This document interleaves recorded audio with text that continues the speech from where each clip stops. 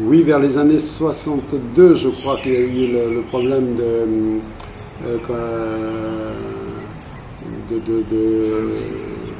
jalousie vis-à-vis des Vietnamiens, parce que moi j'étais déjà en France, et donc les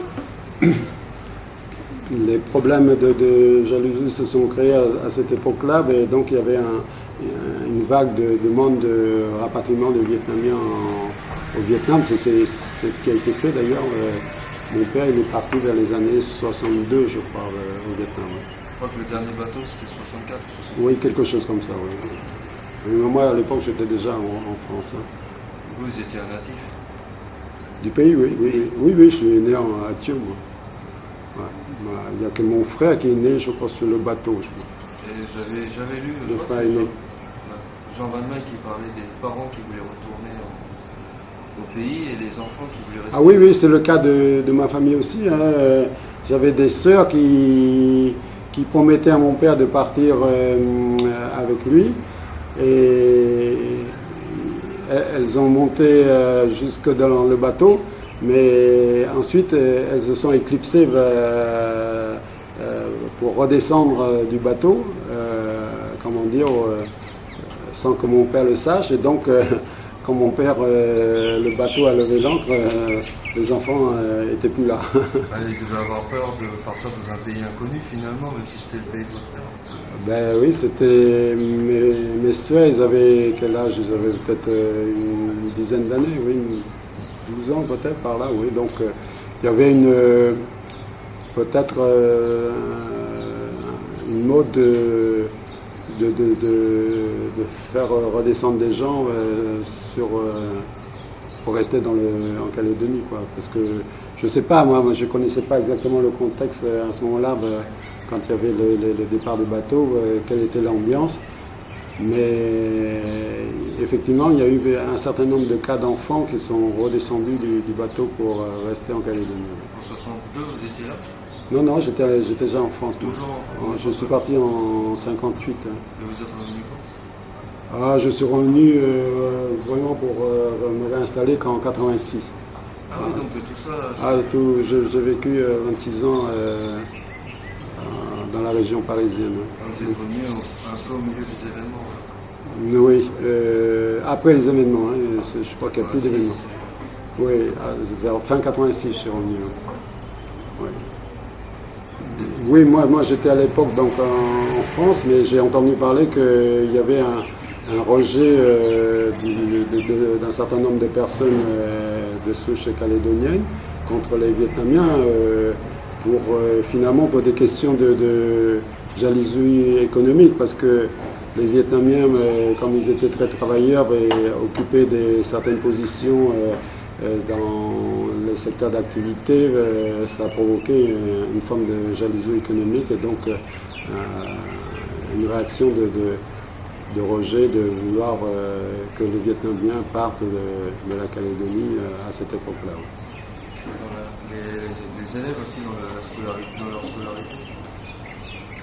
Oui, dans la scolarité aussi, certainement il y a des formes de jalousie aussi, parce que traditionnellement les Asiatiques, les enfants, d'ailleurs c'est mon cas, on est quand même très assidus, très travaillants à l'école, et donc on a des très très bons résultats scolaires, et forcément ça crée une jalousie vis-à-vis des autres élèves, etc. Et donc il y a aussi un peu cette forme-là de rejet, hein, de jalousie. D'ailleurs, ça se passe même maintenant au niveau mondial. Il y a dans pas mal d'universités, que ce soit américaines ou même françaises, comme le taux de réussite des étudiants asiatiques sont quand même très très importants. ça suscite toujours un aspect de jalousie de ce côté-là. Peut-être rajouter un peu d'aigreur dans cette... Oui, il y a ça aussi, c'est-à-dire que traditionnellement en Calédonie, c'est ça qui est un petit peu regrettable, c'est que les différentes communautés n'ont pas beaucoup d'échanges entre elles, et donc ça crée automatiquement des incompréhensions et comment dire, des aigreurs. Des non-dits. Oui, il y a aussi des a priori, etc. Donc voilà, c'est ce qui est à remédier parce que